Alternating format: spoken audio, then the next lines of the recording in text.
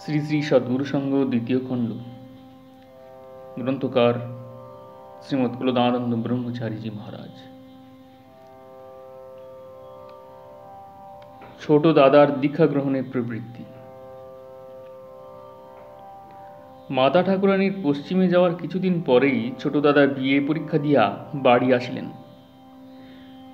দুই একটা বিষয়ে ভালো লিখতে পারেন নাই বলিয়া পরীক্ষার সুফল সম্বন্ধে সংশয়াপন্ন হইয়া অতিশয় উদ্বেগ ভোগ করিতে লাগিলেন।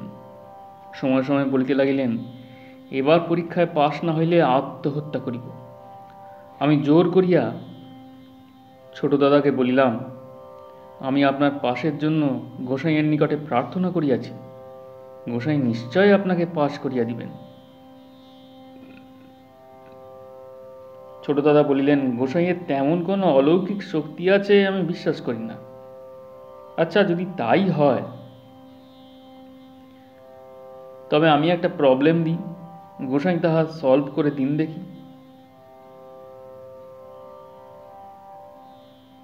আমি ছোট দাদার এই সকল কথার কোনো সদুত্তর দিতে পারিলাম না। ছোট দাদা গোসাইয়ের নিকট দীক্ষা গ্রহণ করেন এই অভিপ্রায়ে তাহাকে যোগ সাধন পুস্তকখানা পড়িতে দিলাম। তিনি উহা পড়িয়া বলিলেন, ব্রাহ্ম ধর্মের মতের সঙ্গে যাহা মিলে না তা কুসংস্কার, আমি ওসব কিছু মানি না। গোসাইকে ধার্মিক বলে মনে করি, কিন্তু তার শিষ্যগুলির কিছু হয়েছে বলে বিশ্বাস করি না। আমি ছোট দাদার কথার প্রতিবাদ না করিয়া চুপ করিয়া রহিলাম।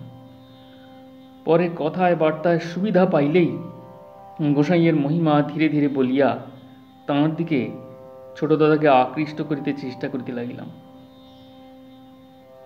গোসাইয়ের নানা প্রকার অসাধারণ অবস্থার কথা শুনিতে শুনিতেই ছোট দাদার গোসাইয়ের প্রতি একটা শ্রদ্ধা ভক্তি আসিয়া পড়িল। তখন আমি গোসাইয়ের নিকটে ছোট দাদাকে দীক্ষা গ্রহণ করিতে পুনঃ পুনঃ অনুরোধ করিতে লাগিলাম।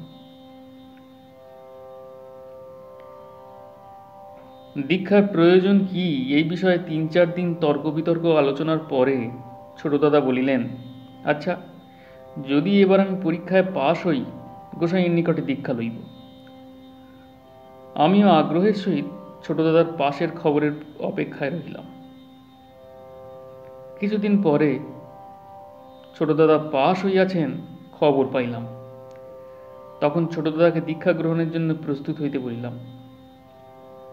ছোট দাদা বলিলেন, গোসাইয়ের কাছে দীক্ষা নিব যখন বলিয়াছি তখন নিবই, কিন্তু এখনই যে নিব এমন কথা তো আমি বলি নাই। এখন আমার শরীর অসুস্থ, শরীর সুস্থ হোক, পরে নিব। আমি বলিলাম, আমি কত অসুস্থ ছিলাম তা তো সবই জানেন। গোসাইয়ের কৃপায় এখন সম্পূর্ণ আরোগ্য হইয়াছি, আপনিও দীক্ষা নিলে সুস্থ হইবেন। ছোট দাদা বললেন, যোগ সাধনের যে সকল নিয়ম আছে আমি তাহা এখন প্রতিপালন করিতে পারিব না। আমি কহিলাম, আপনি যাহা প্রতিপালন করিতে না পারিবেন এমন কোনো নিয়ম কখনোই গোসাই আপনাকে আদেশ করিবেন না। শেষকালে ছোট দাদা স্বীকার করিলেন, গোসাই গেন্ডারিয়ায় আসিলেই তাহার নিকটে যাইয়া দীক্ষা প্রার্থনা করিবেন। আমিও নিশ্চিন্ত হইলাম। মাতা যোগমায়া দেবীর তিরোভাব, লালজির দেহত্যাগ। বড়দাদার পত্রে অবগত হইলাম, মা ঠাকুরুন যোগমায়া দেবীর শ্রীবৃন্দাবন প্রাপ্তি হইয়াছে। 10ই ফাল্গুন 1297 সাল মাঘী শুক্লা ত্রয়োদশী তিথিতে একদিনের ওলা উঠাতেই তিনি দেহত্যাগ করিয়াছেন। ঠাকুর এই সংবাদ যোগজীবনের দ্বারা দাদাকে জানাইয়াছেন।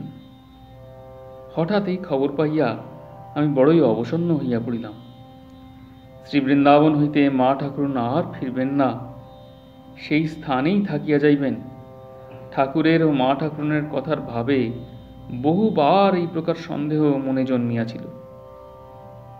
কিভাবে কি অবস্থায় মা ঠাকুরুন দেহ রাখিলেন বিস্তারিত রূপে জানিবার জন্য ব্যস্ত হইয়া পড়িলাম। ইতিমধ্যে আবার সংবাদ পাইলাম, জীবনমুক্ত জাতিশ্বর গুরুভ্রাতা লাল বিহারী বসু প্রায় ওই সময়েই একদিন স্বেচ্ছাক্রমে অকস্মাৎ গেন্ডারিয়া অন্ধকার করিয়া পরমধামে প্রস্থান করিয়াছেন। এই সকল দুঃসংবাদে এবং আরও দু একটি উদ্বেগজনক কারণে আমার প্রাণ অস্থির হইয়া উঠিল। শ্রীবৃন্দাবন যাইব সংকল্প করিয়া ঠাকুরকে অভিপ্রায় জানাইলাম। ঠাকুর যোগজীবনের দ্বারা উত্তর দিলেন, শীঘ্র আমি গেন্ডারিয়া যাইতেছি। সুবিধা বোধ করিলে এখন হইতেই তুমি সেখানে যাইয়া থাকিতে পারো। পত্র পাইয়া আমি অবিলম্বেই গেন্ডারিয়ায় যাইব স্থির করিলাম।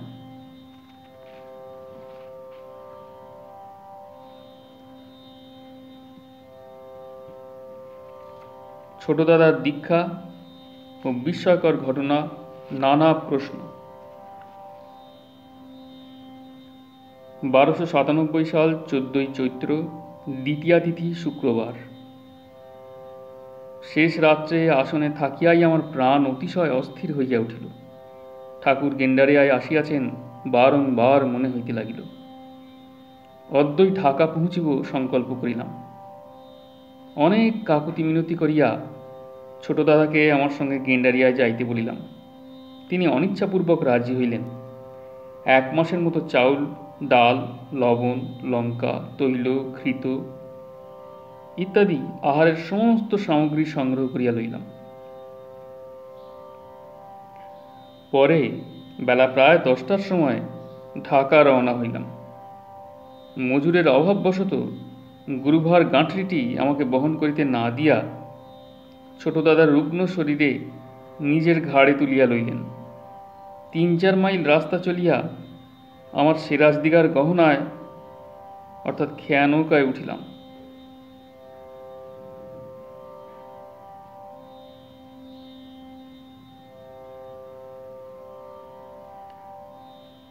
বেলা অপরাহ্নে সন্ধ্যার কিঞ্চিত পূর্বেই গেন্ডারিয়ায় পৌঁছিলাম।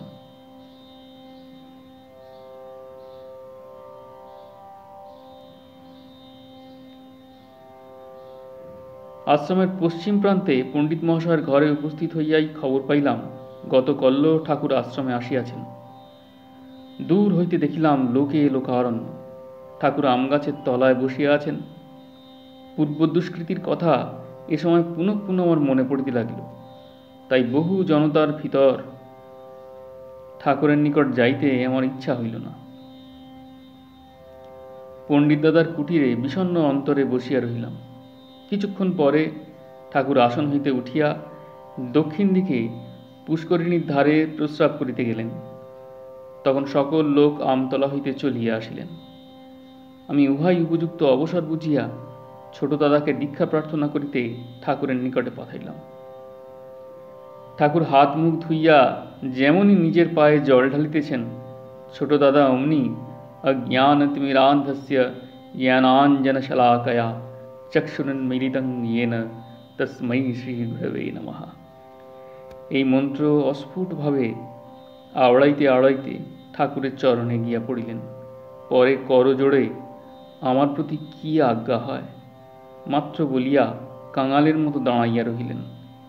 ঠাকুর ছোট দাদার দিকে চাহিয়া, কোথায় আছো, কবে এসেছ জিজ্ঞাসার পর উত্তরের অপেক্ষা না করিয়াই বলিলেন, আচ্ছা তুমি যাও, আমি কুলদাকে বলবো এখন।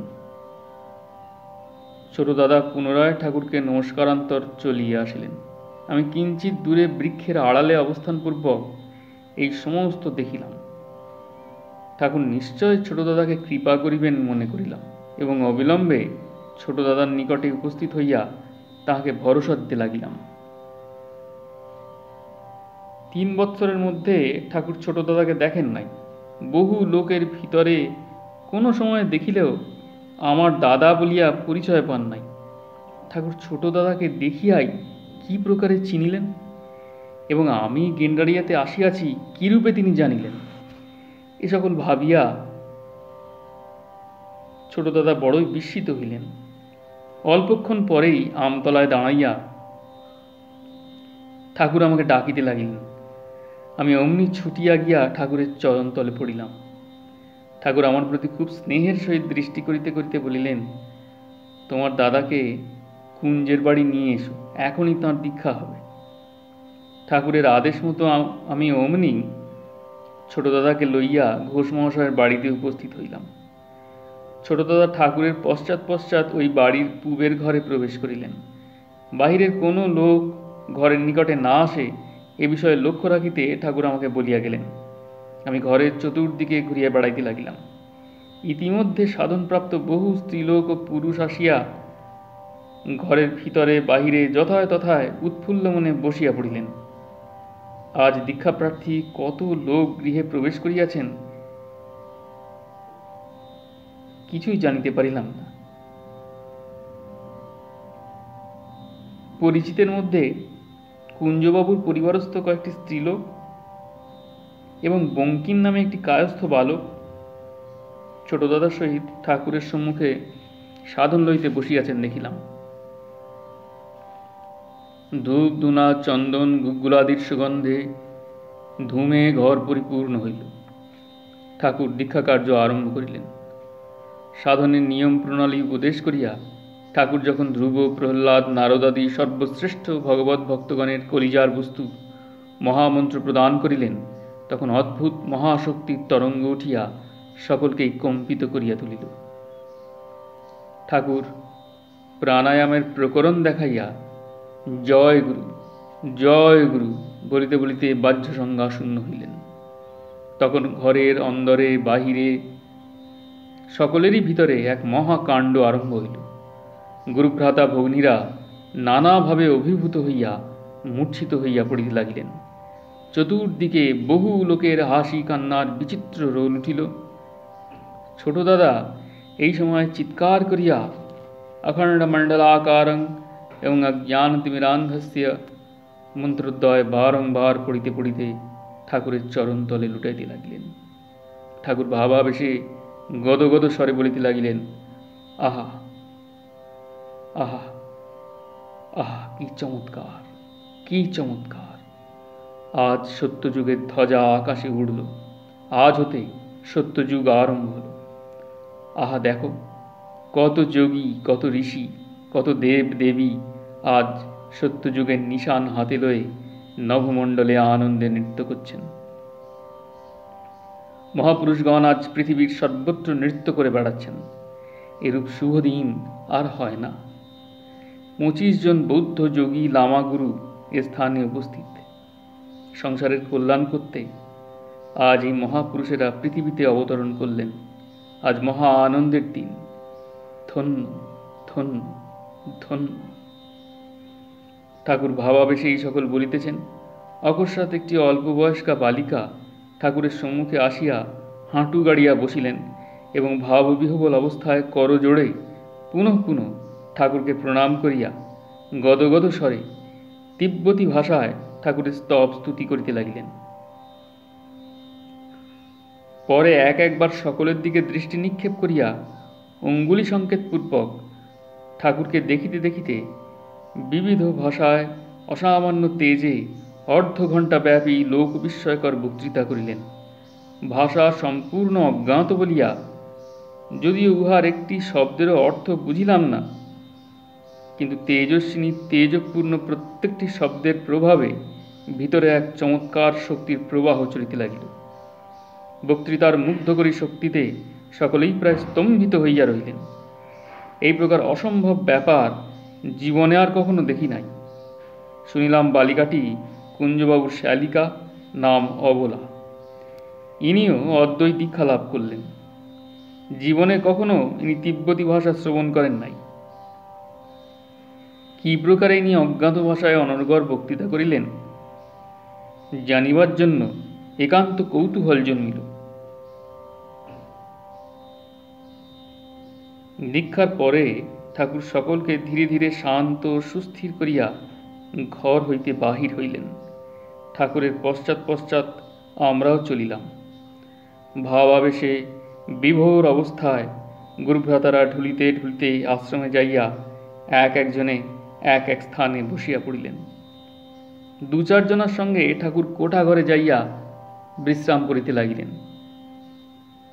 আমি ছোট দাদাকে সঙ্গে লইয়া ওই ঘরের বারান্দায় গিয়া বসিলাম। ঠাকুরের সঙ্গে গুরুভ্রাতাদের কথাবার্তা হইতে লাগিল।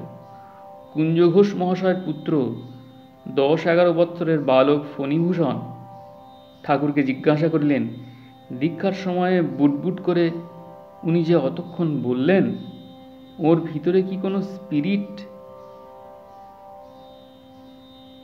মানে প্রেতাত্মা প্রবেশ করেছিল? কি যে বললেন কিছুই তো বুঝতে পারলাম না। ফণির কথা শুনিয়া ঠাকুর একটু হাসিয়া বলিলেন, যে সকল বৌদ্ধ যোগী দীক্ষাস্থানে উপস্থিত ছিলেন তাঁদেরই মধ্যে একজন উহার ভিতরে প্রবেশ করেছিলেন। তিনি তিব্বতী ভাষায় বললেন, তাই তোমরা কিছু বুঝতে পারলে না। ফণি বলিলেন, আপনি তো ওই ভাষা জানেন না, আপনি বুঝিলেন কি রূপে? অন্যের ভাষা বুঝবার কি কোনো সাধন আছে? ঠাকুর বলিলেন, এই সাধনেই সব হয়, শুধু সংকেতটি জানা থাকলেই হল। সংকেতটি এই, কারো ভাষা বুঝতে ইচ্ছা হলে সুষুম্নাতে প্রবেশ করে সম্বিত শক্তিতে মনটিকে স্থির রেখে শুনতে হয়। এরূপ করলে শুধু মানুষের কেন, সমস্ত জীব জন্তু পক্ষী বৃক্ষ লতারও ভাষার অর্থ অবগত হওয়া যায়। যখন সেই অবস্থা হবে, চেষ্টা করলেই বুঝতে পারবে। ঠাকুর এই প্রকার আরো অনেক তত্ত্বের কথা বললেন। আমি সে সকল কথা কিছুই পরিষ্কার বুঝিলাম না। কতক্ষণ রোয়াকের উপরে বসিয়া বাহিরে চলিয়া আসিলাম। দেখিলাম কোথাও গুরুভ্রাতারা 2-4 জনে মিলিয়া আনন্দে ভজন গান করিতেছেন, কোথাও বা কেহ কেহ নীরবে বসিয়া নামানন্দে মগ্ন আছেন। আশ্রম আজ লোকে পরিপূর্ণ, সকলেই প্রফুল্ল মনে নানা প্রকার অবস্থায় আলাপ আলোচনায় গান সংকীর্তনে নির্জন ভজনে পরমানন্দে সময় কাটাইতেছেন। শুধু আমারই ভিতরে বিষম শুষ্কতা। আমি অস্থির হইয়া একবার গুরুভ্রাতাদের কাছে, আবার ঠাকুরের নিকটে ছুটোছুটি করিতে লাগিলাম। অহেতুকী শুষ্কতার জ্বালায় প্রাণ আমার ছটফট করিতে লাগিল। নিতান্ত অস্থিরভাবে ঠাকুরকে গিয়া বলিলাম, সকলেই তো আপনার, আজ সকলের প্রাণে আনন্দ দিয়া শুধু আমাকে শুষ্কতার জ্বালায় পোড়ায় মারছেন কেন? এ জ্বালা কিসে যাবে? ঠাকুর বললেন, যার পক্ষে যেটি কল্যাণকর ভগবান তাকে তাই দিচ্ছেন। বহু ভাগ্যে মানুষের ভিতরে এই শুষ্কতা আসে। বসে স্থির হয়ে গিয়ে নাম করো, ওসব দিকে লক্ষ্য রেখো না, নাম করতে করতেই উহা চলে যাবে। আমি কহিলাম, আমার ভিতরটি সরস করে দিন, বসে গিয়ে নাম করি। ঠাকুর বললেন, যার পক্ষে যা কুপথ্য, রঘু চাইলেই কি ডাক্তার তা দিয়ে থাকেন? একটু স্থির হও, নাম করো যে। আমি আর কিছু বলতে সাহস পাইলাম না। বারান্দায় ছোট দাদার নিকটে বসিয়া নাম করিতে লাগিলাম। জয় গুরু, জয় গোসাই, প্রণাম।